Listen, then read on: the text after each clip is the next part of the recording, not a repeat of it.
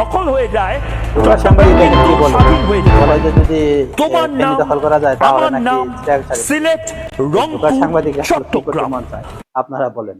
আমার মনে হয় কি জুকার সাংবাদিকরা আসলে এই আর বাংলা চ্যানেল থেকে লাঠিদের পিঠে বের করা উচিত।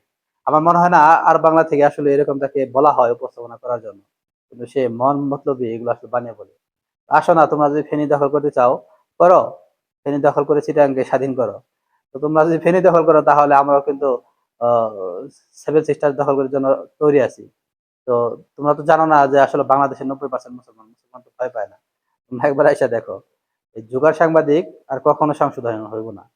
জুগার সাংবাদিক আসলে কি বলবো, আমার আমার মতে আসলে এই আর বাংলা থেকে এদের বের করে দেওয়া উচিত। জোকার জোকার সাংবাদিক আসলে বাংলাদেশে আর ইন্ডিয়াতে যে জনগণের মধ্যে যে একটা ভেজাল, এটা কিন্তু জোকার সাংবাদিক তৈরি করতেছে।